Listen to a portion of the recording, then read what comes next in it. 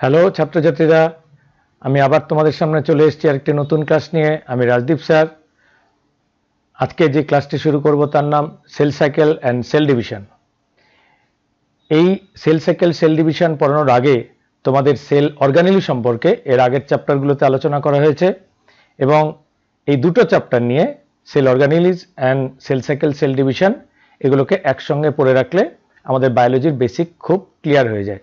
যারা বেঙ্গলি মিডিয়ামে পড়েছো এর আগে ক্লাস 9-এ সেল সাইকেল সেল ডিভিশন এবং ক্লাস 10-এও ছিল, সেগুলোকে নিয়ে তোমাদের ডিসকাস অলরেডি কিছুটা করা আছে। কিন্তু ইংলিশ মিডিয়ামের ক্ষেত্রে এই সেল সাইকেল সেল ডিভিশন চ্যাপ্টারগুলো একেবারে নিউলি অ্যাড করা হচ্ছে তোমাদের। আর মনে রাখবে এই চ্যাপ্টারগুলোর কিন্তু অন্যান্য সমস্ত যে বিষয়গুলো তোমরা পড়ো তার সঙ্গে ইন্টার কানেক্টেড, ইন্টার রিলেটেড। তাছাড়াও এক্সামিনেশন পয়েন্ট অফ ভিউতে এই চ্যাপ্টারের থেকে স্পেশালি এমসিকিউ এবং কিছু বড় প্রশ্ন চলে আসতে পারে। কাজেই তোমরা এই চ্যাপ্টারগুলোকে বিশেষ করে খুব ভালো করে মন দিয়ে পড়ে যাবে, কারণ এখান থেকে প্রচুর কোশ্চেন ভিতরের থেকেও থাকে। যাতে তোমাদের যে কোনো ধরনের প্রশ্নের উত্তর দিতে পারো, একটু ডিটেলে করাবো যেগুলো এনসিইআরটির মধ্যে আছে এবং এনসিইআরটির থেকেও কিছু বাইরের ইনফরমেশন তোমাদের দিয়ে রাখবো, যাতে ফিউচারে সেল নিয়ে কোনো সমস্যা তোমাদের না হয়। তবে যে টপিকগুলো আমাদের এনসিইআরটি বলেছে বা আমাদের অল ওভার ইন্ডিয়ায় যে সিলেবাস কমিটি তারা বলেছে যে সিলেবাসটাকে কভার করতে, তার নাম হলো সেল সাইকেল সেল ডিভিশন, প্রোক্যারিওটিকের cell division, binary fission, specially ব্যাকটেরিয়ার ক্ষেত্রে আমরা পড়তে পারি, ইউক্যারিওটসদের মাইটোসিস অ্যান্ড ইটস সিগনিফিকেন্স, এবং ইউক্যারিওটিকদেরই আরেকটা special feature meiosis and its significance. এটা হলো আমাদের সিলেবাসের মেইন একটা স্ট্রাকচার। এবার তোমাদের সামনে আমি পরপর আমাদের এই বিষয়গুলোকে নিয়ে চলে আসছি। আমরা সেল ডিভিশনটা কেন করি বা কেন আমাদের সেল ডিভিশন হয় সেটা জানবার একটা দরকার আছে। কারণ সেল ডিভিশনের উদ্দেশ্য বা পারপাসটা কি সেটা জানতে হবে। মেইন পারপাস হচ্ছে growth and reproduction of the characteristics of any cell, and that's why cells are usually divided. মনে করে রাখবে, আমি একটা ছোট্ট কথা বলি। আমরা ছোট থেকে বড় হই বা একটা প্ল্যান্ট ছোট থেকে বড় হয়, যে কোনো অর্গানিজম ছোট থেকে বড় হয়। বড় হতে গেলে সেলকে ডিভাইড করতে হবে। সেল যদি ডিভাইড না করে, সেল যদি তার নাম্বার অ্যান্ড সাইজে না বাড়ে, তবে একটা অর্গানিজম গ্রো করে না। দেখবে এই গ্রোথ কোনো কোনো ক্ষেত্রে আনলিমিটেড হয় প্ল্যান্টসদের ক্ষেত্রে, আবার অ্যানিমেলদের ক্ষেত্রে জেনারেলি এই গ্রোথটা আনলিমিটেড নয়, লিমিটেড একটা নির্দিষ্ট টাইমে। কিন্তু ওভারঅল হোল বডিতে সেল ডিভিশন হতে থাকে থ্রু আউট দ্য লাইফ। কিন্তু প্ল্যান্টের ক্ষেত্রে সেটা পয়েন্ট ওয়াইজ ডেভেলপ করে বা সেলগুলো ডিভাইড করে। তোমরা এর আগে মেরিস্টেমেটিক সেলের কথা শুনেছ, যেখানে মেরিস্টেমেটিক সেল মানে যেই সেলগুলো কন্টিনিউয়াসলি ডিভাইডিং ইন নেচার হয়। কন্টিনিউয়াসলি ডিভাইড করতে থাকলে কোনো অর্গানিজম গ্রো করে, বড় হয়। তার সঙ্গে রিপ্রোডাকশনও একটা ইম্পর্টেন্ট অ্যাসপেক্ট। আমরা যে লেখাটি আছে সেটা একটু পড়ে নিতে পারি। All cells reproduce by dividing into two, with each parental cell giving rise to two daughter cell each time they divide. তারা সবসময় দুটো ডটার সেল করে দেবে। এইটাকে আমরা জেনারেলি সেল ডিভিশন বলে যাই। এই যে সেল ডিভিশনের যে ডেফিনেশনগুলো বললাম, এগুলো কিন্তু এক্সামিনেশনের জন্য নয়। এক্সামিনেশনের বিষয়ে এর থেকে ডেপথ বা অন্যান্য প্রশ্নগুলো আসবে, কিন্তু পরপর বলতে গেলে এগুলো আমাদের দরকার হয়। আমরা একটা ছোট্ট ঘটনা বলি। যেমন আমাদের চলতে চলতে দেখা যায় একজন ইয়াং অথবা একজন অ্যাডাল্টের কারো যদি হাত পা কোথাও কেটে যায়, দেখবে সেই কাটা জায়গাটা জুড়ে গেল কিছুদিনের মধ্যে, যেটাকে ক্ষয়পূরণ বলা হয়। ঠিক আছে, সেই কেটে যাওয়া জায়গা জুড়ে যায় কেন, কিভাবে তারা সেল ডিভাইড করে, সেটাও আমাদের একটা ইম্পর্টেন্ট বিষয়। কারণ আমরা জানি আমাদের বাড়িতে, তোমরা আছো, তোমাদের বাড়িতে এটা একটা যে আইডিয়াল সোসাইটিতে, আদর্শ সোসাইটিতে, একটা সোসাইটিতে যখন একটা আশেপাশে গ্রামের মধ্যে বা কোনো শহরে কোনো আশেপাশের লোক থাকে, তখন সেই বাড়ির লোকটি যদি বা সেই পরিবারটি যদি কোনো কারণে বিপদে পড়ে, তখন আশেপাশের বাড়ির লোকেরা তাকে সাহায্য করে। এটাই আমাদের একটা নর্মাল ভালো রুল। সেরকমই আমাদের সেল যেখানে কেটে গেল বা যেখানে কতগুলো আমাদের মাসেল কেটে যাওয়ার সঙ্গে সঙ্গে তার আশেপাশের যে সেলেরা আছে তারা নানাভাবে সিগন্যাল পাঠিয়ে দেয় এবং তার ফলে সেলটা ডিভাইড করে যায় এবং ডিভাইড করে সেই জায়গাটা সম্পূর্ণভাবে রিকভার করে ফেলে। এটা অ্যাডাল্টদের, যাদের গ্রোথটা থেমে গেছে। কিন্তু যারা ইয়াং, ছোট বাচ্চা, তাদের ক্ষেত্রে ওভারঅল গ্রোথ চলতে থাকে, বোন, স্কিন, মাসেল সবকিছুই তাদের বড় হতে থাকে, ফলে তাদের অ্যাডাল্ট হওয়া পর্যন্ত গ্রোথ চলতেই থাকে। আর অ্যাডাল্টদেরও যদি হাত পা কোথাও কেটে যায়, ছড়ে যায়, সেক্ষেত্রে যখন সেই জায়গাটাকে কভার করে ফেলতে হয় বা হিল করতে হয়, তখনও সেল ডিভিশনের দরকার পড়ে। এরপরে সেল ডিভিশন চ্যাপ্টারটা আস্তে আস্তে যখন পড়ে বুঝে যাবে ওভারঅল সেল ডিভিশনের আমাদের কেন নেসেসারি, কি কারণে আমাদের নেসেসিটিটা কি, কেন সেলগুলো ডিভাইড করে, এগুলো আমরা পরপর করে এক্সামে আসে, তোমরা এগুলো সাজিয়ে লিখতে পারবে। কিন্তু তার আগে গোটা চ্যাপ্টারটা আমাদের একবার পড়ে নিতে হবে যে কিভাবে এই সেল ডিভিশনটা আমাদের বডিতে চলে এবং কিভাবে সে কাজ করে। গোটা চ্যাপ্টার পড়ে ফেলবার পরে আমরা কিন্তু বুঝে যাব যে সেল ডিভিশনের নেসেসিটিটা কি আছে। আমরা একটু কুইকলি এগোবো, কারণ হিউজ লটস অফ ইনফরমেশন আছে, সেগুলো তোমাদের সামনে আমি এখন শেয়ার করতে চলেছি। দেখো, যে ছবিটি তোমাদের সামনে চলে এসছে, এটা খুব ক্লাসিক্যাল ছবি। এই ছবির মধ্যে একটা সেল ডিভাইড করছে, সেটা দেখানো হচ্ছে তোমাদের সামনে। এই যে আমাদের প্রথমেই যে সেলটি আছে, এই সেলটাকে বলে মাদার সেল। এবং এই মাদার সেলটা যখন ডিভাইড করতে চাই, আমি কখন বললাম, এটা আউট অফ নেসেসিটি। সেলটা কখন ডিভাইড করতে হবে সেটা আমাদের বডি, সেটাও তোমাদের কাছে আমি এরপরে বলবো, একে একে বলবো যে সেল কেন ডিভাইড করে। এটা খুব ইম্পর্টেন্ট একটা ইনফরমেশন। ক্যারিওপ্লাজমিক ইন্ডেক্স বলে বিষয় আছে, সেগুলো পরে তোমাদের বলে দেব। যে এরপরে সেলটা গ্রো করে, মনে রাখবে, গ্রো করার পরে সেলটার মধ্যে কতগুলো ফেজ যায়, সেই ফেজের পরে আবার নতুন সেল একটা আমাদের প্রডিউস হয়ে যায়, দুটো ডটার সেল। এই দিস টু সেলস, এইটুক জায়গার মধ্যে সেলটা গ্রো করলো, সাইজে শেপে তার একটু বেড়ে গেল, কিন্তু সেলটা একটাই আছে। কিন্তু তারপরে নতুন দুটো complete two new daughter cell grow করে যায়। এটা হলো ওভারঅল সেল ডিভিশনের একটা স্ট্রাকচার। কেন এই মাঝখানটা কিন্তু খুব ইম্পর্টেন্ট, বিকজ এই যে এরিয়াটা দেখছো, এই এরিয়া মানে সেলটা গ্রোয়িং ফেজ, এই জায়গাটা গ্রোথ করে। এবার একটা সেল যতক্ষণ না ডিভাইড হয়, তার গ্রো পর্যন্ত সময়টুকে আমরা বলে দেব ইন্টারফেজ, ইন্টারমিডিয়েট অবস্থা। ইন্টার মিনস বিটুইন টু, কাজে এই জায়গাটা বুঝছো। আর এই যে দুটো জায়গা দেখছো যেখানে সেলটা ডিভাইড করে টু ডটার সেল হলো, এইটাকে আমরা বলি মাইটোটিক ফেজ। এরপরে সেল সাইকেলটা যখন দেখাবো সেটা পরিষ্কার হয়ে যাবে। দেখো, এই গ্রোথ ফেজটার মধ্যে আবার আমরা সেল সাইকেলকে তিনটে ভাগে ভাগ করি, G1, S অ্যান্ড G2। এগুলো কি সেগুলো তোমাদের একে একে বলবো। আমি বলে দিই, G1 is gap 1, S synthesis, G2 is gap 2 phase. আর মাইটোটিক ফেজ অথবা এই ফেজটিকে আমরা আরেকটা নামে ডেকে থাকি, যাকে বলি আমরা ডিভিশনাল ফেজ। আর এই হোল ওয়ান সেল ছিল, তার থেকে আরেকটা সেল হয়ে যাওয়া পর্যন্ত পুরো টাইম পিরিয়ডটাকে আমরা সেল সাইকেল বলে থাকবো। যদিও এটা সাইক্লিক ওয়ে নয়, যেটা দেখতে পাচ্ছ তোমরা, এটা সাইক্লিক ওয়েতে দেখছো না, এরপরে সাইক্লিক ওয়েতে দেখাবো কিভাবে সেল সাইকেলটা কন্টিনিউ করে। এই যে আমরা সেল সাইকেলের একটা খুব ভালো ড্রয়িংয়ে চলে এসেছি, দো it is a 3D drawing. তোমরা এই ড্রয়িংটিকে না করে তোমরা একটা সিঙ্গেল ড্রয়িং করে নেবে, সেই সিঙ্গেল ড্রয়িংটাও পরে আছে, সেখান থেকে তোমরা দেখে নিতে পারো।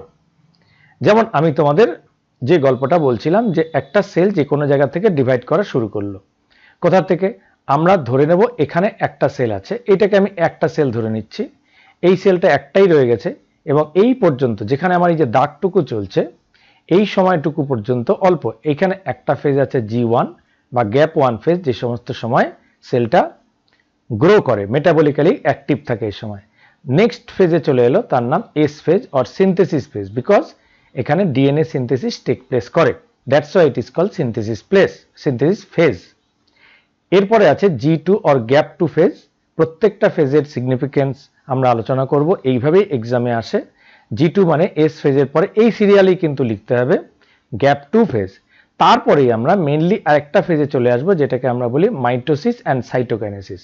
মাইটোসিসের কতগুলো প্রসেস আছে, যেটা প্রোফেজ, মেটাফেজ, অ্যানাফেজ, টেলোফেজ, তারপরে সাইটোকাইনেসিস। এই যে এইটুক সময় আমাদের সেল অ্যাক্টিভলি ডিভাইড করে, এবং এখানে গিয়ে ডিভাইড করে টু সেলে আবার কনভার্ট হয়ে যায়। টু সেলের থেকে আবার একটা সেল, যদি আমরা ধরে নিই সেই ওয়ান সেল, আবার একটা সেল সাইকেল করবে, করে আবার টু ডটার সেল হবে। এইভাবে কন্টিনিউয়াসলি একটা সাইক্লিক ওয়েতে এই সেল ডিভিশনটা চলতে থাকে। মনে রাখবে একটা সেল থেকে শুরু করে একদম এই পর্যন্ত গিয়ে আপ টু G2 ফেজ, অর্থাৎ G1, S অ্যান্ড G2, এই ফেজের মধ্যে সেল কিন্তু ডিভাইড করে না, কিন্তু মেটাবলিক অ্যাক্টিভিটি ঘটে যায়। এই টাইমটিকে আমরা বলি ইন্টারফেজ, বিটুইন টু ফেজ। অর্থাৎ কিরকম বিটুইন? একটা হচ্ছে one cell to two daughter cell, অর্থাৎ একটা সেল থেকে শুরু হলো আর দুটো সেলে কনভার্ট হয়ে গেল। এই যে সময়ের মধ্যে কনভার্ট হওয়ার আগে, অ্যাকচুয়ালি এই কনভার্ট হওয়ার আগে যে সমস্ত সময় সেলটা ডিভাইডের প্রসেসগুলো চলছে, সেই সময়টুকু কিন্তু আমরা ইন্টারফেজ বলি। মনে রাখবে mitotic phase is excluding interphase. তাহলে একটা টোটাল সেল ডিভিশনের টোটাল ফেজ কত? টোটাল ফেজ দুটো ফেজ। একটা পুরো সেল সাইকেলের দুটো ফেজ, সেল সাইকেলের দুটো ফেজ। একটা ফেজকে বলা হয় ইন্টারফেজ প্লাস মাইটোটিক ফেজ, যে সমস্ত সময় সেলটা রিয়েলি ডিভাইড করে, সেটাকে আমরা আলাদা করে বলি। তাহলে টোটাল সেল সাইকেলের দুটো ফেজ আছে, interphase and mitotic phase. Interphase plus mitotic phase. আর ইন্টারফেজের মধ্যেই তিনটে সাব স্টেজ আছে, তাকে বলা G1, S অ্যান্ড G2। নামগুলো তোমাদের অলরেডি বলে দিয়েছি, পরপর একসঙ্গে আসতে থাকবে। দেখো সেল সাইকেলের একটা ডেফিনেশন দেখা আছে। Cell division is very important process in all living organisms. During the division of cell, DNA replicate and cell growth take place. Cell grow করে যায়। আমি তোমাদের আরো একটা বাস্তব উদাহরণ দিই, তাহলে বুঝতে পারবে বিষয়টা। দেখবে যে আমি দুটো উদাহরণ দেবো, তাতে যাতে পরিষ্কার হয়ে যায়। মনে করো কারোর একটা ঘর আছে, সে মনে করলো সে দোতলায় আরেকটা ঘর বানাবে। এবার একটা ঘরের মতো হুবহু আরেকটা কপি ঘর, বা ঘর তো এরকমই হয়, একই রকম ঘর দোতলাতেও তৈরি হবে। যখন তৈরি হতে হবে তার জন্য আগে দরকার আছে প্ল্যানিং। শুধু প্ল্যানিং নয়, সেখানে আরেকটা ঘর বানানোর জন্য যে যে মেটেরিয়ালগুলো দরকার হবে, সেই মেটেরিয়ালগুলোকে আমাদের কালেক্ট করতে হবে। সেই মেটেরিয়ালগুলো কি কি আছে? একটা ঘর বানাতে গেলে ইট লাগে, বালি লাগে, সিমেন্ট লাগে, রড লাগে। এই সমস্ত জিনিসগুলো আগে আমাদেরকে কালেক্ট করে ডাম্প করতে হবে, জমা করতে হবে। তখন কিন্তু ঘর আমাদের তৈরি হয়নি, একটাই ঘর আছে, কিন্তু প্রত্যেকেরই ঘরের সামনের উঠোনে বা ঘরের মধ্যেই বা কোথায় হলো, এই নতুন ঘর তৈরি করার জন্য বিল্ডিংগুলোকে আমাদের দোকান থেকে কিনে এনে জড়ো করতে হবে। এবং তারপরে আমরা মিস্ত্রি ডেকে আমরা অল্প সময়ের মধ্যে আবার সেই জিনিসগুলোকে কাজে লাগিয়ে, মিস্ত্রিরা তাদের যেমন অ্যাক্টিভিটি দেখায়, দেখে আরেকটা ঠিক সেরকমই ঘর তারা তৈরি করে ফেলে। সেটাই হলো, তাহলে ছিল একটা ঘর, হয়ে গেল দুটো ঘর। তাহলে এটা হয়ে গেল সেল ডিভিশন। ঠিক আছে? তো এরকমই আরেকটা উদাহরণ তোমাদের দিতে পারি। ধরো বাড়িতে আমাদের প্রতিদিনই রান্না হয়, যে কজন আমরা থাকি। এবার মনে করো সেই বাড়িতে আরো অনেকগুলো মানুষ আসবে, তাদেরকেও খাওয়াতে হবে। খাওয়াতে গেলে তখন তাদের আয়োজন করতে হবে, তাদের ফুড মেটেরিয়ালগুলো কালেক্ট করতে হবে, জুটতে হবে, তাদের সময় লাগবে এবং তাকে কুকিং করতে হবে। অনেকটা সময় লাগার পরে এবার কেন লাগাতে হচ্ছে? কারণ অনেকগুলো লোককে খাওয়ানোর জন্য তাদের ফুড। এবার দেখবে খাওয়ার সময়টা কিন্তু 45 মিনিটস টু 1 ঘন্টার মধ্যে আমরা সেরে ফেলি, কিন্তু তার জন্য যে প্রিপারেশন, সেটা কিন্তু অনেকটা সময় ধরে হয়। তাহলে যে সমস্ত সময় আমাদের ফুড প্রিপেয়ার হচ্ছে, সেই সময়টুকুকে মানে অনেকটা সময় লাগছে, তোমরা জানো, ফুড আইটেম কালেক্ট করা, তাকে কুক করা, তার জন্য এই যে সময়টা, কিন্তু খেতে গিয়ে খুব অল্প সময় লাগছে। এই যে এইভাবেই করে কিন্তু কিছুটা সেল ডিভিশনকে আমরা বুঝতে পারি। তাহলে যে সমস্ত সময় ওই যে আমাদের প্রিপারেটরি ফেজ গেল, সেই সময়টাই হচ্ছে আমাদের সেল ডিভিশনের ইন্টারফেজের মতো। আর যে সমস্ত সময় আমরা খেয়ে ফেলছি, যে রান্নাগুলো হয়েছে, সেটাই তো উদ্দেশ্য ছিল, টার্গেট ছিল সেটা, সেই সময়টা খুব অল্প সময়। তাহলে আমাদের সেল ডিভিশনও ঠিক এই ঘটনাটাই ঘটে। প্রিপারেটরি ফেজ বা interphase, it is little bit of long. আর যেটা cell divisional phase, that is little very short time পিরিয়ডের মধ্যে ওটা হয়ে যায়। আমাদের সেল ডিভিশনও মাইটোটিক ফেজ যেটা, সেটা অ্যাকচুয়ালি আমরা যেটা উদাহরণ দিলাম কিছুক্ষণ আগে, যে সমস্ত সময় আমরা বসে খেয়ে নিচ্ছি, অর্থাৎ সেটার সঙ্গে জাস্ট টাইম গ্যাপটা তোমাদের বোঝানোতে সুবিধা হবে বলে এই দুটো উদাহরণ তোমাদের দিয়ে রাখলাম। কাজে এরপরে আরো কয়েকটা কনসেপ্ট দেবো, যাতে সেল সাইকেল, সেল ডিভিশনটা পরিষ্কার বোঝা যায়। All this purpose, that is cell division, DNA replication, অর্থাৎ ডিএনএ কে রেপ্লিকেট করতে হবে, যেটা সিনথেসিস ফেজ কিছুক্ষণ আগে দেখালাম, অ্যান্ড সেল গ্রোথ, সেলকে গ্রো করতে হবে, কারণ যখন সেল ডিভাইড করার জন্য ডিএনএ সিনথেসিস হচ্ছে, যে মলিকুলগুলো, যে অর্গানেলগুলো বা যে মলিকুলগুলো লাগবে সেগুলোকে আমাদের কালেক্ট করতে হচ্ছে আমাদের বডি থ্রু ফুড, তাদের নাইট্রোজেন, প্রোটিন, ফ্যাট বা যা যা জিনিসপত্র লাগবে সেগুলো সব জড়ো করছে। Hence have to take place in a coordinated way to ensure correct division and formation of progeny cells containing intact genome। অর্থাৎ জিনোমটাকে একরকম, জিনোম কাকে বলা হয়, অর্থাৎ সেলের মধ্যে থাকা জেনেটিক মেটেরিয়াল, সেটাই হলো জিনোম। অ্যাকচুয়ালি জিনোমের ডেফিনেশনটা একটু আলাদা। জিনোম বলা হয় all the genes containing in haploid number of chromosome, তাকে আমরা জিনোম বলি। দ্যাট মিনস আমরা ডিএনএ রিলেটেড, এটা জিনোম নিয়ে তোমাদের ক্লাস 12-এ আরো বেশি করে বলা হবে।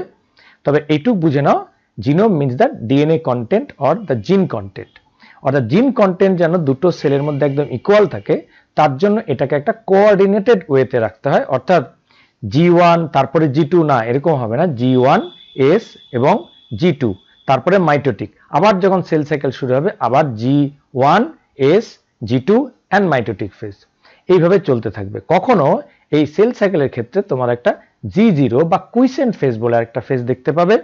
সেই কুইসেন্ট ফেজ মানে সেলটা যখন পার্মানেন্ট হয়ে যায়, অর্থাৎ একটা সেল ডেথ হলো না কিন্তু সেলটা পার্মানেন্ট, অর্থাৎ সেলটার ডিভিশন পাওয়ার বা ডিভিশনের ক্ষমতাটা নষ্ট হয়ে গেল। যেমন আমরা প্ল্যান্ট সেলের ক্ষেত্রে পার্মানেন্ট সেল হিসেবে প্যারেনকাইমা, কোলেনকাইমা এই সেলগুলো দেখেছি, আবার ডেড সেলও দেখেছি স্ক্লেরেনকাইমা, সেগুলো প্ল্যান্টের জন্য খুব দরকারি। আমাদের ক্ষেত্রে ডেড সেল একটু কম থাকে, দরকার কম হয়। অ্যানিমেলদের জন্য সেলটাকে লিভিং থাকতে হয়, কিন্তু সেল ডিভিশনের যে পাওয়ার সেটা নষ্ট হয়ে যায়, অর্থাৎ তার মধ্যে সেল সাইকেল হয় না। তখন সেলটা কি আমরা দেখাই যে G1 ফেজ থেকে সেটা একটু বেরিয়ে যায়, অর্থাৎ সেলটা একদম স্ট্যাটিক হয়ে দাঁড়ায়, যেটাকে কুইসেন্ট ফেজ বা স্ট্যাটিক ফেজও আমরা বলে থাকি। আমরা এক এক করে বলবো।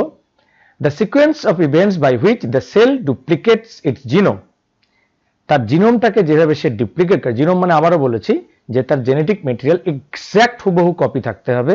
Synthesis the other constituents of the cell and eventually divide into two daughter cells is termed as cell cycle। কথাটাকে আরেকবার তোমাদের সামনে বলে দিচ্ছি। although cell growth, সেলটা যে গ্রো করছে, আমি আগেই বলেছি সেল গ্রোয়িং মেটেরিয়াল জমা হতে হবে। in terms of cytoplasmic increase মানে is a continuous process, DNA synthesis occurs only during one specific stage in the cell cycle।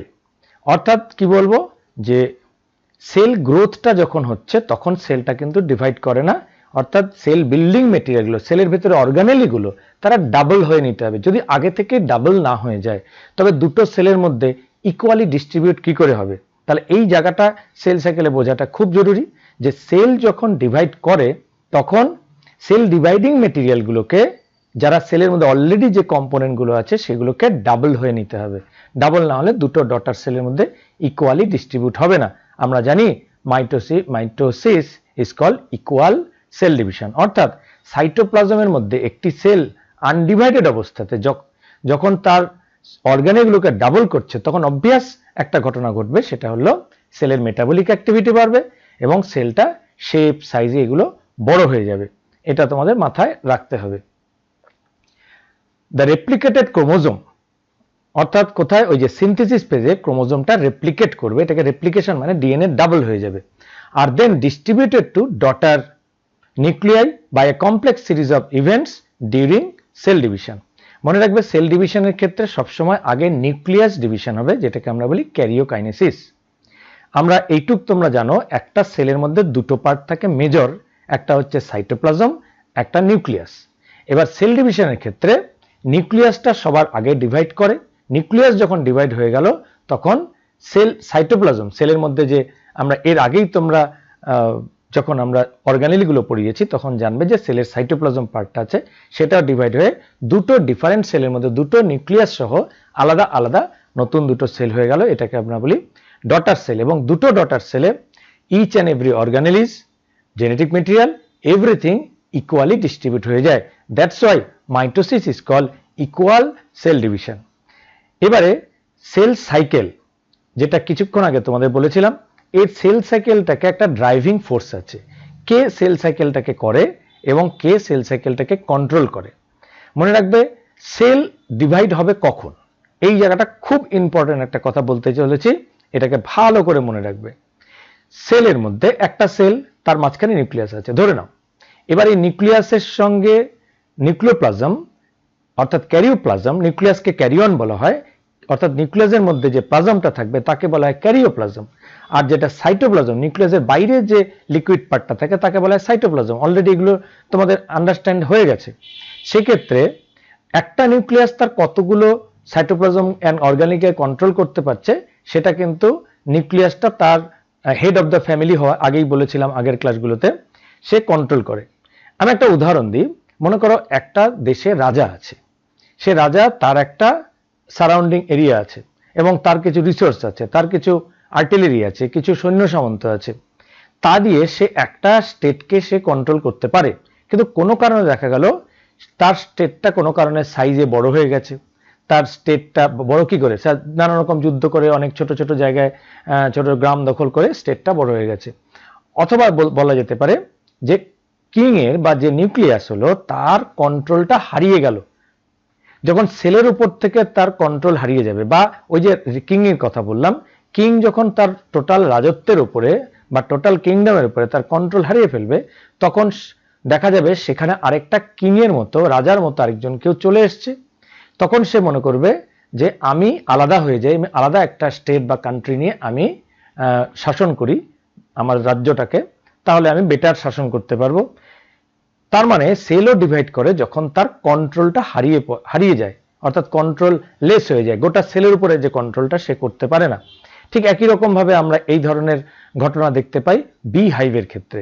B হাইভে বা মৌচাকে বলি, একটাই কুইন থাকে এবং সেই কুইনটা ততক্ষণই ওই একটা কুইন থাকা অবস্থায় একটা মৌমাছির চাক ইনট্যাক্ট থাকে, কিন্তু কোনো কারণে সে কুইন বয়স্ক হয়ে যেতে পারে বা তার এগলেইং ক্যাপাসিটি কমে যেতে পারে। তার জন্য যদি আরেকটা কুইনের জন্ম হয়ে যায় সেই বি হাইভটার মধ্যে, যদিও সেই কুইনটাকে জন্ম দেওয়া হয় কারা, যারা ওয়ার্কার বি থাকে তারাই আরেকটা কুইনকে জন্ম দিয়ে ফেলে, তারা রয়্যাল জেলি খাওয়ানোর মাধ্যমে। এগুলো সব ক্লাস 12-এ তোমাদের বলবো। যে তখন কি করে, দুটো একটাই বি হাইভে দুটো কুইন হয়ে গেল, তখন ওই দুটো বি হাইভ কিন্তু নিজেদেরকে ডিভাইড করে নেয়। অর্থাৎ একজন কুইনের আন্ডারে কিছু বি থেকে যায়, আরেকটা কুইনের আন্ডারে আরেকটা কিছু বি থেকে যায়, এবং তখন দুটো কুইন দুটো চাক নিয়ে আলাদা আলাদা হয়ে যায়, তারা সেপারেট হয়ে যায়। একটা বাড়িতেও এরকম দেখা যায়, একটা বাড়িতে একটা ফ্যামিলি চলছিল ভালো, সেই বাড়িতেই দেখা গেল ছেলে বাবা আছে, কিন্তু ছেলে যখন বড় হলো সে স্বাধীন চেতা হয়ে গেল, সে বলল আমি আর সংসারে থাকবো না, আমি ভিন্ন হয়ে যাব, আমি আলাদা করে নেব। এটা তো আজকালকার দিনে নিউক্লিয়ার ফ্যামিলি বলা হয়, তোমরা শুনেই থাকবে। তখন তারা একই বাড়িতে থেকেও দুটো আলাদা সংসার করতে শুরু করে। এইভাবে সেলেরাও ডিভাইড করে। কখন হয় এই ডিভিশনটা, কখন হবে?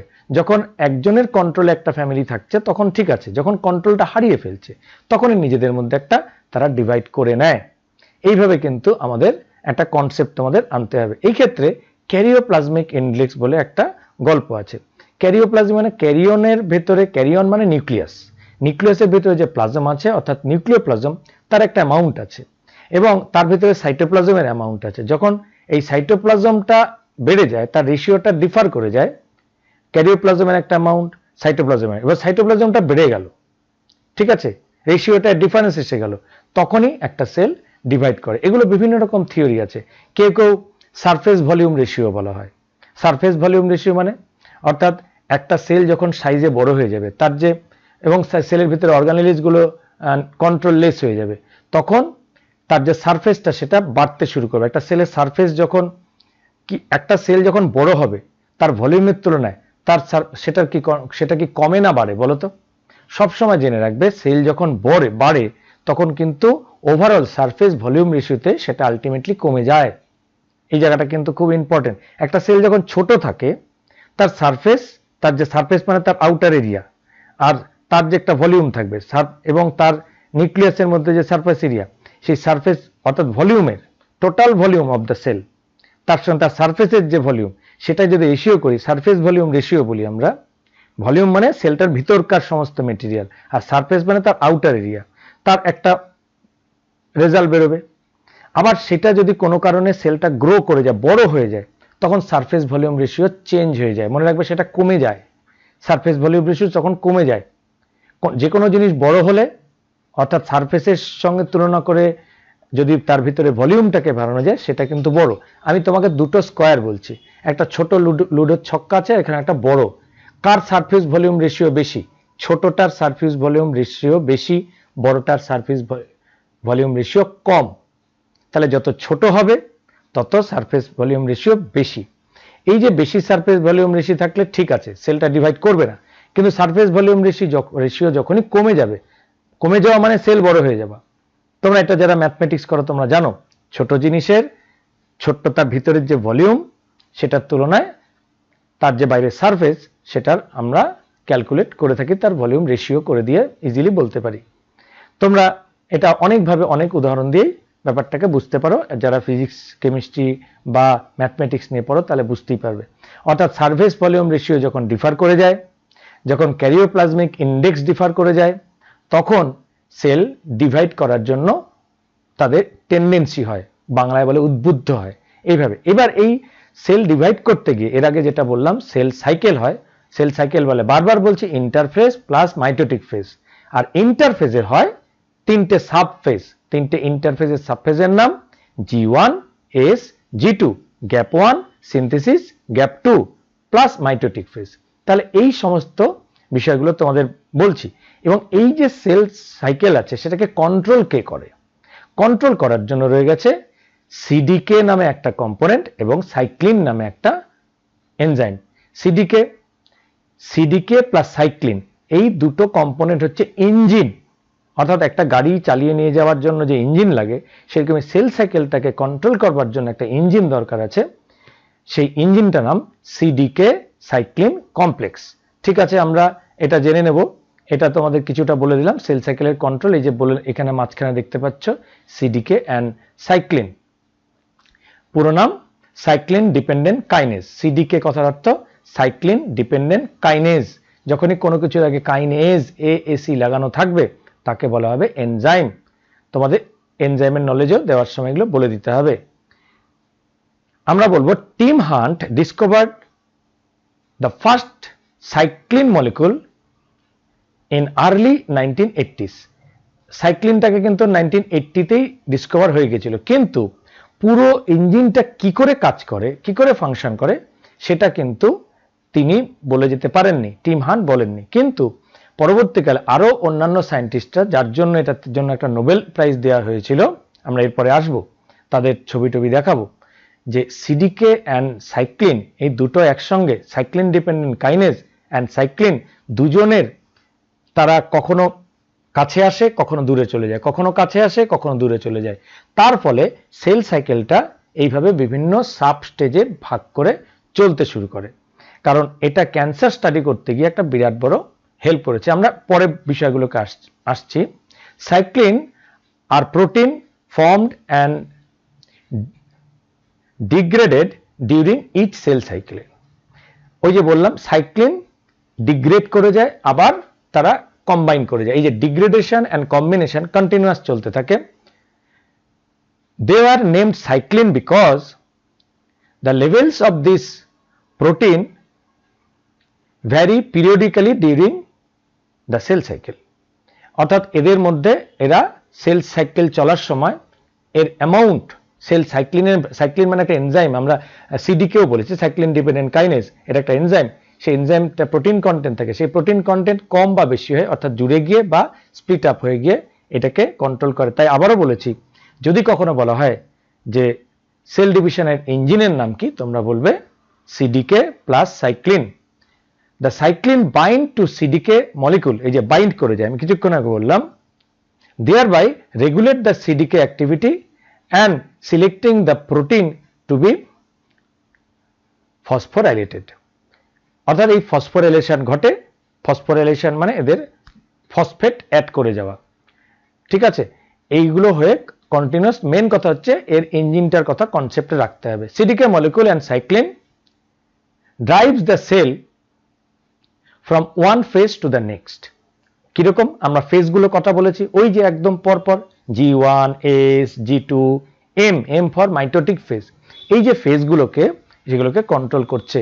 The সিডিকে molecule can be compared with an engine, এই যে কিছুক্ষণ আগে তোমাদের যেটা বলেছিলাম যে ইঞ্জিনের সঙ্গে, কারণ ইঞ্জিন একটা গাড়িকে টেনে নিয়ে যায়, and the cyclin with its gear box.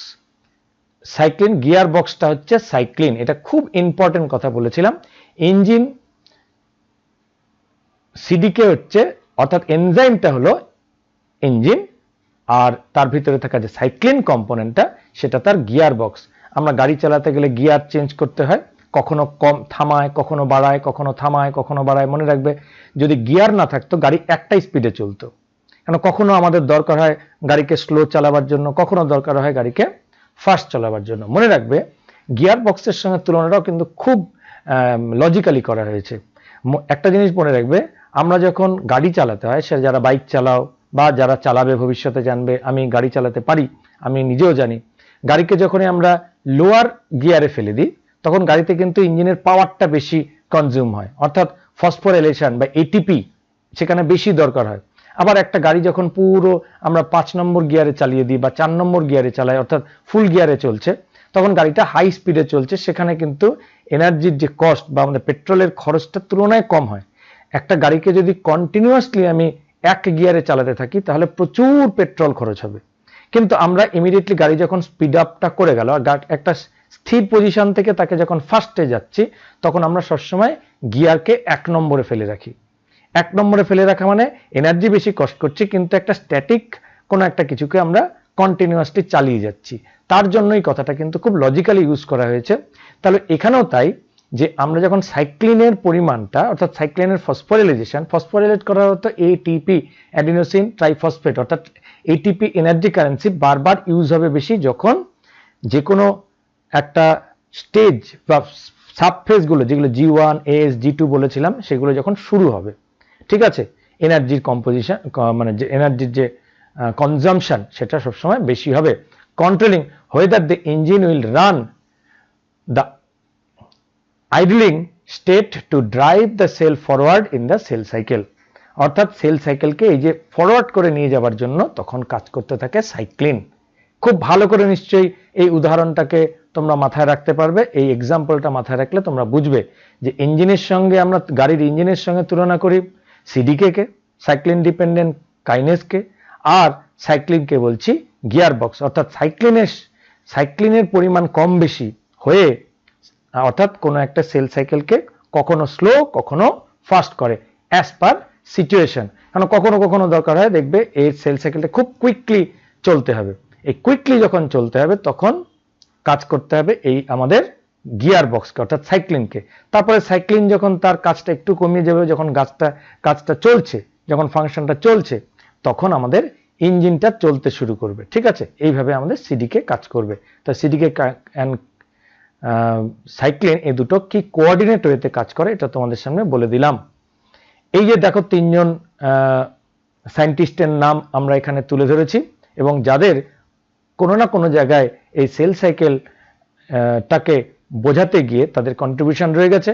নামগুলো একটু মনে রাখবে, যার জন্য 2001-এ এই 3 জনকে একসঙ্গে নোবেল প্রাইজ দেওয়া হয়। খুব ইম্পর্টেন্ট রাখবে। একটা হচ্ছে হার্টওয়েল, টিম হান্ট, এর আগে বলেছি, স্যার পল এম নার্স।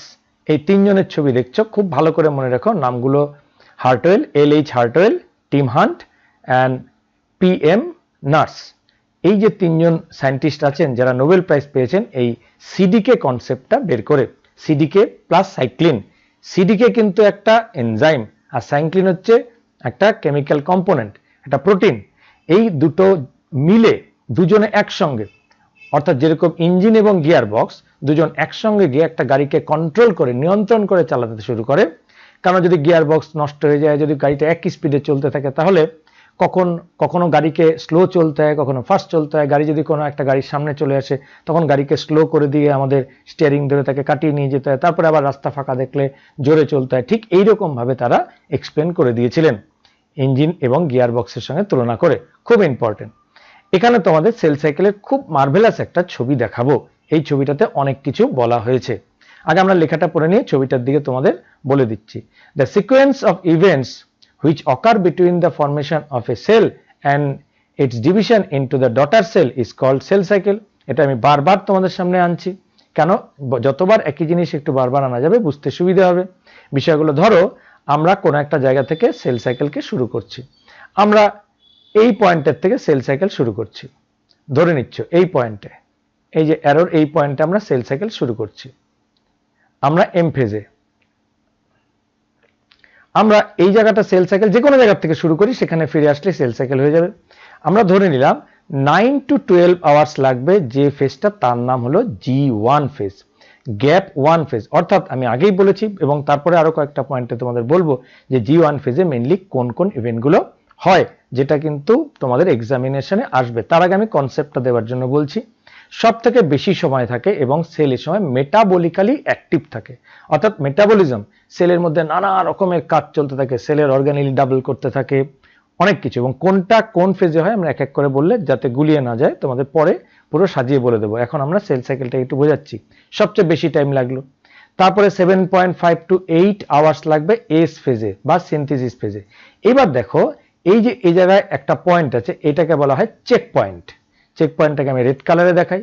এই check point is very very important concept, কারণ এই চেক পয়েন্টে চেক করা হয় যে সেলের যে মেটাবলিক অ্যাক্টিভিটিগুলো G1 এ হয়েছে সেগুলো ঠিকঠাক পারফর্ম হয়েছে তো, সেগুলো সব। কারণ সেলকে এরপরে ডিভাইড করতে হবে, কারণ G1 ফেজে থাকাকালীন একটা সেল ডিভাইড করে না, সে কিন্তু আবার তার একদম স্টার্টিং এ ফিরে গিয়ে সেলটাকে, সেলের ভিতরের কম্পোনেন্টগুলোকে ঠিকঠাকভাবে সে রিপেয়ার করতে হবে। কারণ সেল যখন এস ফেজ পার করে যাবে, এস ফেজ মানে অর্থাৎ সিনথেসিস ফেজ, কিরকম? সেলের সাইটোপ্লাজমে থাকা কম্পোনেন্টগুলো নিজেদের ডাবল করেছে, কিন্তু নিউক্লিয়াসের মধ্যে থাকা যে ডিএনএ কন্টেন্ট বা জিনোমের কন্টেন্ট আছে সেটাকেও তো ডাবল হতে হবে। সেটাকে জিনোমকে ডাবল হওয়া বা ডিএনএ কে রেপ্লিকেট হওয়া, এটা ক্লাস 12-এ তোমাদের ভালো করে রেপ্লিকেশন চ্যাপ্টারটায় বোঝাবো। অর্থাৎ ডিএনএ যখন ডাবল হবে, ডিএনএ কন্টেন্ট ডাবল হবে, 2C থেকে 4C হয়ে যাবে। এটাকে 2C কন্টেন্ট আমরা G1 এ থাকে, GS এ আসার সঙ্গে সঙ্গে সেটা 4C, কিন্তু ক্রোমোজোম নাম্বার ইকুয়াল থাকে। মনে রাখবে G1 এ যদি হিউম্যান বিং এর ক্রোমোজোম নাম্বার 46 থাকে, তাহলে এস ফেজেও ক্রোমোজোম নাম্বার 46ই থাকবে, কারণ তাদের সেন্ট্রোমিয়ারকে আমরা গুণে দেখব যে 46টাই সেন্ট্রোমিয়ার আছে। কিন্তু সেন্ট্রোমিয়ারের দুপাশে যে দুটো যে রড লাইক স্ট্রাকচার থাকে, যাকে আমরা ক্রোমোজোম বলি, সেই ক্রোমোজোম নাম্বারটা কিন্তু সেম থাকবে, কারণ ক্রোমোজোম নাম্বার গোনা হয় সেন্ট্রোমিয়ার দিয়ে। কিন্তু দ্য অ্যামাউন্ট, পরিমাণ, বিকজ এস ফেজে ডিএনএ সিনথেসিস হয়েছে, ডিএনএ এর অ্যামাউন্ট ডাবল হয়েছে, সেটা ডাবল হয়ে যাবে। তাহলে ওয়েটটাও ডাবল হবে। তাহলে ডিএনএ কে ওয়েট করা হয় পিকোগ্রামে। আজকে আমরা যদি G1 ফেজে 2 পিকোগ্রাম বলা হয়, এগুলো কিন্তু খুব ইম্পর্টেন্ট, এক্সামে আসে, তাহলে এস ফেজে হয়ে যাবে তার ডাবল অর্থাৎ 4 পিকোগ্রাম, এবং তারপরে সেটা 4 পিকোগ্রামই থাকবে। তারপরে যখন আবার এম ফেজে গিয়ে দুটো ডটার সেল হয়ে যাবে, তখন আবার 2 পিকোগ্রামে আবার ভাগ হয়ে যাবে, বিকজ দুটো ডটার সেল হয়ে গেছে। এইভাবে করে তোমরা এটাকে ভাবতে পারো। আমি সেল সাইকেলটা বলতে গিয়ে তোমাদের আরো কয়েকটা ইম্পর্টেন্ট ইনফরমেশন দিয়ে দেব। দেখো এখানে G2 ফেজে যাচ্ছে, এই যে প্রত্যেকটা ফেজকে পার করছে, যে রেড কালার দিয়ে দেখালাম, এখানে একটা চেক পয়েন্ট, এখানে আরেকটা চেক পয়েন্ট। এই চেক পয়েন্টগুলোতে ওই সিডিকে অ্যান্ড সাইক্লিন দুজনে মিলে চেকিং করে, কম্পোনেন্টগুলোকে দেখে যে ঠিকঠাকভাবে সেল সাইকেলটা মেনটেন হচ্ছে কিনা। কারণ যদি কোনো কারণে না মেনটেন হয়, তাহলে সেলটা একটা যে নতুন ডটার সেল হবে তার নেচারটা আগের প্যারেন্ট সেলের মতো থাকবে না। এবং এই ঘটনাটা দেখা যায় জেনারেলি ক্যান্সারাস সেলে, ক্যান্সার সেলের আনকন্ট্রোলড গ্রোথ হয়, অর্থাৎ তারা সিডিকে অ্যান্ড সাইক্লিন এখানেই তারা মেন আটকে দেয়। অর্থাৎ সিডিকে সাইক্লিন যদি কাজ করতে না পারে, অর্থাৎ সেলকে চেক করতে না পারে, তাহলে সেল আনকন্ট্রোলি গ্রো করতে থাকবে এবং তার ফলে মেটাস্টেসিস হতে শুরু করবে, ক্যান্সারাস গ্রোথ হবে। এটা তোমাদের পরে আরেকবার আমি কনভেনশনালি বলে দেব। এবারে কন্টিনিউ গেলে যে মাইট এম ফেজ বা মাইটোটিক ফেজ, ঠিক এই জায়গাটা এসে প্রোফেজ, মেটাফেজ, অ্যানাফেজ, টেলোফেজ এগুলো হতে থাকবে, এবং এগুলোর টাইমটা, এই ছবিটা তোমাদের এরপরে আমি বারবার দেখাবো। তার জন্য সময় লাগে 1 আওয়ার। কেন? আর সেরকমই G2 ফেজের জন্য সময় লাগে 3.5 to 4.5 আওয়ার। তাহলে সব থেকে বেশি সময় লাগছে আমাদের সেল সাইকেলের কোন ফেজটায়? সেটা হচ্ছে G1 ফেজ। এই জায়গাটায় একটা টাইমের ক্যালকুলেশন তোমাদের বলে দিই। মনে রাখবে কোনো কোনো বইতে এর যে রেশিওটা G1 S G2 and M phase সেটা নানা রকমের দেখতে পাবে। এটা কিছুই না, তোমাদের একটা খুব ইম্পর্টেন্ট কথা বলে দিই, যদি অ্যানিম্যাল সেল হয় তাহলে মনে রাখবে এস ফেজ হবে সবসময় লঙ্গার, কারণ যারাই কমপ্লেক্স অর্গানিজম তাদেরই সিনথেসিসের জন্য, ডিএনএ সিনথেসিসের জন্য ইট টেক্স মোর টাইম। সে জায়গায় দেখবে এস ফেজটা বেশি করে লম্বা করে দেওয়া আছে, বেশি টাইম ধরে দেওয়া আছে। আর সেক্ষেত্রে G1 ফেজটা কম্পারেটিভলি ছোট, G2 আরো ছোট। কিন্তু সেটা যদি প্ল্যান সেল বা কোনো একটা আরেকটু লোয়ার গ্রেডেড সেল হয় তাহলে সেক্ষেত্রে তার G1 ফেজটা বড় হবে, এস ফেজটা ছোট হবে। খুব ইম্পর্টেন্ট কথাটা বলে দিলাম। এবার তোমাদের সামনে আরেকটা ছোট্ট ইনফরমেশন দিয়ে দেবো যে সেল সাইকেলটাকে আরেকটা কি করে সংক্ষেপে আমরা লিখতে পারি। এখানে কোনো লেখা হয়নি, আমার শুধু মুখে বলছি। মুখে বলে আমার কথাটা যদি শুনে নিয়ে একবার খাতায় লিখে ফেলো তাহলে ব্যাপারটা খুব সুন্দর হবে, কারণ এখানে আমি এটাকে তৈরি করিনি, ফলে এটাকে বুঝতে সুবিধার জন্য বলছি। সবার আগে তুমি একটা জায়গায় লিখলে এম লেখো, খাতার মধ্যে লেখো, খাতায় লেখো M dash G1 dash S dash G2 dash, G2 পরে কে আসবে? আবার এম ফেজ আসবে। ঠিক আছে, তাহলে কি লিখলে? একটা খাতা লম্বা চেন করে লিখবে এম, এম মানে মাইটোটিক ফেজ হয়ে গেল। ঠিক তারপরে শুরু হবে আমাদের G1 next S next G2 again M. এইভাবে যদি পর একটা করে লাইন তুমি লিখতে থাকবে দেখবে অনেকগুলো তুমি পর এক লাইনে এম ফেজ এসছে। তাহলে আমরা ইজিলি বলতে পারবো এম মানে মাইটোটিক ফেজ, তাহলে দুটো মাইটোটিক ফেজের ইন বিটুইনের টার্মটাকে আমরা বলবো ইন্টারফেজ। তুমি একটা খাতায় আবার লেখো, আমি যেটা বলেছিলাম, তুমি মাত্র একটা সিরিজ তৈরি করো এম G2, সরি আমরা আবার বলছি এটাকে এম বা mitotic phase M G1 S G2 M। আবার লেখো, কি লিখবে? এম এর পর আরেকটা হাইফেন দিয়ে দাও, সেখানে কি লিখবে? আবারও G1 S G2 M। আবার লেখো, কি হবে? আবারও ঠিক একই রকম হবে, হাইফেন দিয়ে লিখে যাবে G1 S G2। এরকম করে একটা সিরিজ লিখে ফেলো, দেখবে একটা ইকুয়াল গ্যাপে এমটা আসছে। তাহলে যে কোনো ফেজই কিন্তু ইকুয়াল গ্যাপে আসবে। আমি যদি প্রত্যেকটা এম এর মধ্যে একটা করে রাউন্ড বা গোল গোল দিয়ে যাও তাহলে খুব সুন্দরভাবে দেখবে একটা নির্দিষ্ট গ্যাপে একটা স্পেস আসছে বিটুইন টু এম। দুটো এম যে লিখেছো, দুটো এম এর মাঝখানে একটা স্পেস আসছে যার মধ্যে G1 S G2 G1 S G2 G1 S G2 অনেকগুলো সেম ইকুয়াল গ্যাপ পাবে। সেই যে ইকুয়াল গ্যাপগুলোই হলো ইন্টারফেস। এই যে ইন্টারফেসটা এখানে তোমাদের আইডেন্টিফিকেশন হয়ে গেল।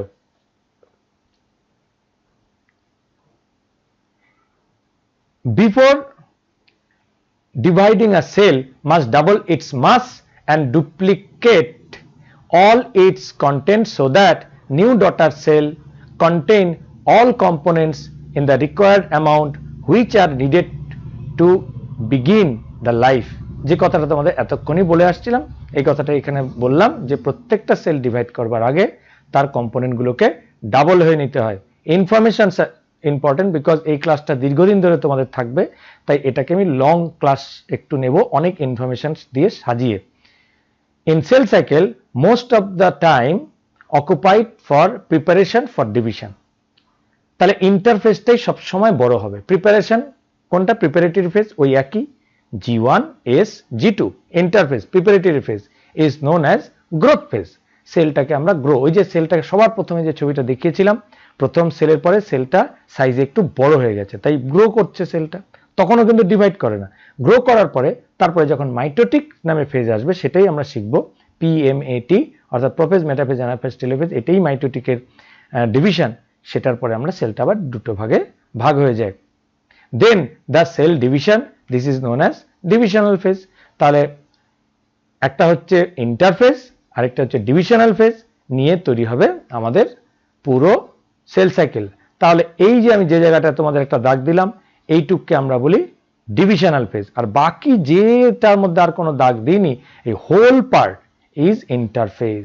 খুব ইজিলি দেখতে পাচ্ছ, দেখো G1 plus S plus G2। এটাকে আমরা কালারটাকে চেঞ্জ করে দেখালে তোমরা ইজিলি বুঝতে পারবে। এই যে ব্ল্যাক দিয়ে দেখাচ্ছি G1 এস। কনসেপ্টটাকে একটু সময় নিচ্ছি, কারণ এটা যদি একবার ভালো করে বোঝা যায় তাহলে ইজিলি পরবর্তী বিষয়গুলো বুঝতে পারে। অর্থাৎ এই যে ব্ল্যাক কালারে যাকে আমি বক্স করেছি সেগুলো ইন্টারফেজের মধ্যে পড়ে, আর রেড কালারে যেটাকে করেছি তার মধ্যে পড়ে ডিভিশনাল ফেজ। এইভাবে আমরা সেল ডিভিশন হয়ে থাকে। Howard and Pelc discover 4 stages in cell cycle. খুব ইম্পর্টেন্ট, এই নামটা মনে রাখবে, এগুলো কিন্তু পরীক্ষার জন্য ইম্পর্টেন্ট, এগুলো বড় বড় পরীক্ষা এগুলো আসবে। হাওয়ার্ড অ্যান্ড পেল্ক এই দুজন নাম, পিইএলসি, এই দুজন সেল সাইকেলের মধ্যে শুধু মাইটোটিক ফেজের, উনি শুধু মাইটোটিক ফেজ মনে রাখবে, অনলি মাইটোটিক ফেজে উনি এই সবকটা ফেজে ভাগ করেছিলেন। নামগুলো কি অলরেডি তোমাদের বলে দিয়েছি, G1, S, G2 and M phase. ঠিক আছে, এবারে সেল ডিভিশনটা পরপর তোমাদের আমি বলে দেব। ফেজেস অফ সেল সাইকেল কিছু লেখা আছে, কমন লেখা, তোমরা এগুলো বইতেও থাকে, তবুও যেহেতু এটা একটা লং একটা ডকুমেন্টেড ভিডিও করা হচ্ছে তার জন্য সবকটা ইনফরমেশন রেখে দিচ্ছি, তাড়াতাড়ি করে বিষয়টা আশা করি বুঝে গেছো। আর typical eukaryotic cell cycle is illustrated by human cell in culture. হিউম্যানের সেল বলতে অনেক রকম সেল আছে যেগুলোকে কালচার মিডিয়ামে রেখে আমরা সেল ডিভিশন যে ব্যাপারটাকে সেটা দেখা যেতে পারে। This cells divide once in approximately every 24 hours. প্রত্যেকটা 24 ঘন্টা পর পর সেল ডিভাইড করে যায়। However this duration of cell cycle can vary from organism to organism and also from cell cycle to cell cycle. আমি কিছুক্ষণ আগে যেটা তোমাকে বলে দিলাম যে যদি অ্যানিমেল সেল হয় তবে এস ফেজটা হবে লঙ্গার ফেজ, সেখানে G1 অ্যান্ড G2 সেগুলো কম্পারেটিভলি শর্টার হয়, বা লোয়ার অর্গানিজমের ক্ষেত্রে বা প্ল্যান্টসদের ক্ষেত্রে G1 ফেজটা হবে longer phase, S and G2 phase আর the comparatively shorter phase. Important মনে রাখবে। ইস্ট ফর এক্সাম্পল, আরেকটা এক্সাম্পল, ইস্ট নামে একটা ফাঙ্গাস আছে, তোমরা ইস্ট ফাঙ্গাসের কথা জানো, আমাদের ব্রেড ইন্ডাস্ট্রিতে কাজে লাগে। Can progress through the cell cycle is only about 90 minutes. এটা এক্সামে কিন্তু এক্সামিনেশন পয়েন্ট অফ ভিউতে ভেরি ভেরি ইম্পর্টেন্ট। সেল সাইকেলটা 90 মিনিটসে হয়। এর আগে যেটা তোমাদের সেল সাইকেল দেখিয়েছিলাম সেটার মধ্যে কিন্তু 24 আওয়ার ফরম্যাটে দেওয়া আছে। আর একই রকম যদি ইকোলাইটটা করি তাহলে 90 মিনিটস বা দেড় ঘন্টার মধ্যে বলা যায়। সেক্ষেত্রে আমরা সেল সাইকেলটাকে পার্সেন্টেজে বললে সবসময় ভালো হয়। তাহলে চলো আমরা বলে দিলাম একটা ইম্পর্টেন্ট কথা। এবার এটা বোঝাতে গিয়ে তোমাদের আরেকটা কথা আমার মনে পড়লো, সেটাকে তোমাদের একটু বলে দিই, তাহলে খুব বুঝতে সুবিধা হবে সেল ডিভিশনটা কি হয়। এটা এই জায়গায় স্লাইড নেই, কিন্তু তোমাদের আমি বলে দিচ্ছি যে কিভাবে তোমরা সেল সাইকেলটাকে একটু বুঝবে এবং সেল ডিভিশনের সঙ্গে একটা ইম্পর্টেন্ট ইনফরমেশন এটা দিয়ে দিই। ধরো একটা কোশ্চেন করা হচ্ছে, তোমাদের বলা হচ্ছে যে একটা ব্যাকটেরিয়ার কলোনিতে সেটা প্রত্যেক মিনিটে, ইচ অ্যান্ড এভরি মিনিটে সেল নাম্বার ডাবল হয়। প্রত্যেক মিনিটে সেল নাম্বারটা, শর্তটা ভালো করে শুনবে, each and every minute the cell number doubles. এটা কিন্তু কোশ্চেনেও আসে। একটা পেট্রি ডিশে একটা ব্যাকটেরিয়ার কলোনি ইচ মিনিটে ডাবল হয়। হতে হতে বলা হবে যে কিরকম ডাবল হয়, অর্থাৎ এক মিনিটে হলো 2, তার নেক্সট মিনিটে 4, তার নেক্সট মিনিটে 8, তার নেক্সট মিনিটে 16, তার নেক্সট মিনিটে 32, তার নেক্সট মিনিটে 64, তার নেক্সট মিনিটে 128। এভাবে প্রত্যেকটা সেল ডিভিশন হচ্ছে এবং সেল নাম্বারটা এভাবে বেড়ে যাচ্ছে। এরকম বাড়তে বাড়তে তুমি বলো তো, এই কোশ্চেনটা করা হয় যে দেখা যাচ্ছে একটা সেলে হাফ পেট্রি ডিশ বা হাফ কন্টেনারটা ভরে ছিল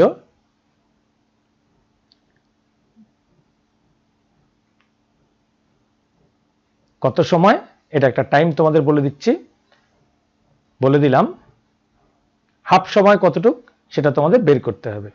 বলা হচ্ছে এরকম ভাবে ভাগ করতে করতে একটা সেল সম্পূর্ণ 1 ঘন্টা সময় নেয় একটা ফুল কলোনিটা, পুরো যে পেট্রি ডিশের কলোনিটা ভরে নিতে 1 আওয়ার টাইম নেয়। এরকম ভাবে ডাবল করে করে বাড়তে বাড়তে এবং সত্যিকারেরই তাই হয়।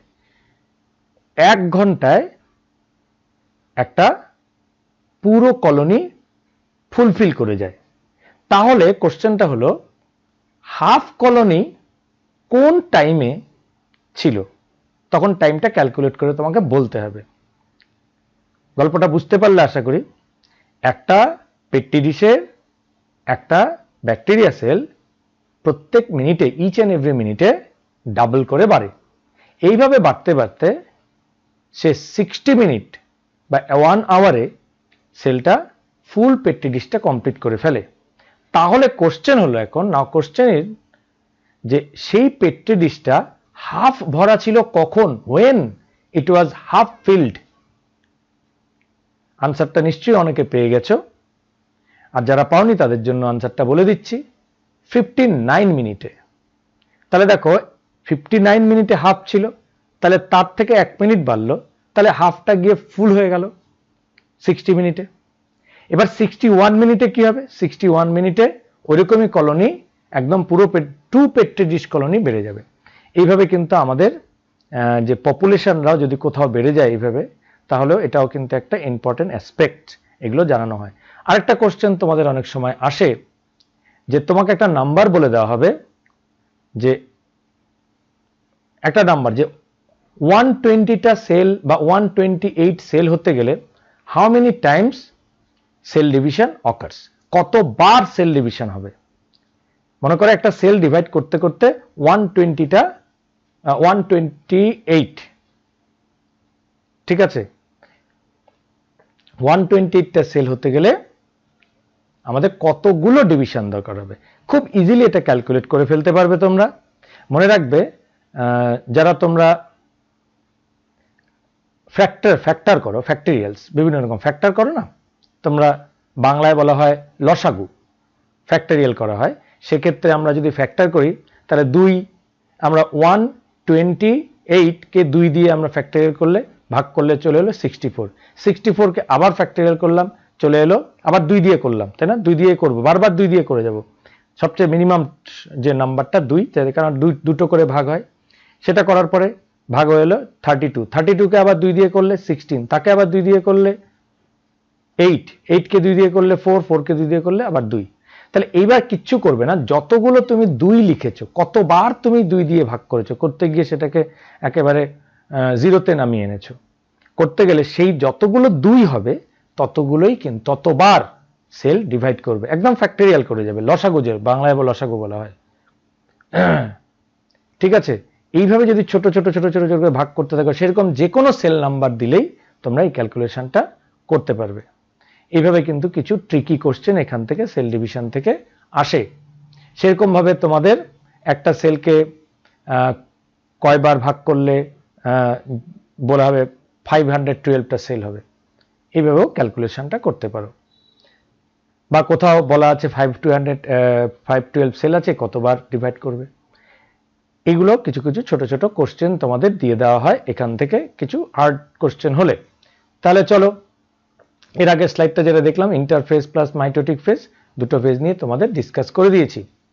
এবার আমরা এম ফেজের কিছু ক্যারেক্টারিস্টিক্স পড়ে নিচ্ছি। দেখো, টোটাল ইন্টারফেজের important last more than 95% during cell cycle. Cell সাইকেলের মধ্যে একদম 95% টাইম নিয়ে ফেলে আমাদের ইন্টারফেজ ফেজটা। এবার এম ফেজটা তাহলে বাকি 10% হবে, অর্থাৎ 100% যদি আমরা বলতে চাই। The M phase represent the phase when the actual cell division mitosis occurs। আমরা এই মাইটোসিস নিয়ে পড়ব। তাহলে অ্যাকচুয়ালি মাইটোসিসটা কিছুই নয়, মাইটোসিসটা হলো সেই সেল ডিভিশনের একটা স্মল পার্ট, এম ফেজ বা mitotic phase. And the interphase represent the phase between two successive M phase। এই যে কিছুক্ষণ আগে তোমাদের যে লাইন করে বললাম যে দুটো সাকসেসিভ এম ফেজ, যে এম ফেজ, আবার আরেকটা এম ফেজ, তারপর আরেকটা এম ফেজ, তারপর আরেকটা এম ফেজ, অর্থাৎ 2 সাকসেসিভ এম ফেজের ইন বিটুইন স্পেসটাকে আমরা বলবো ইন্টারফেজ। অনেকভাবে ঘুরিয়ে না বললে বিষয়টা ক্লিয়ার হয় না। It is significant to note that in 24-hour average duration of cell cycle of human cell can cell division proper last for only about an hour। অর্থাৎ 1 ঘন্টার জন্য মাত্র, এর আগেও তোমাদের দেখিয়েছিলাম, মাত্র অরিজিনালি এম ফেজটা হয়। তাহলে 23 আওয়ার ধরে সেল ডিভিশনের প্রিপারেশনটা হয়।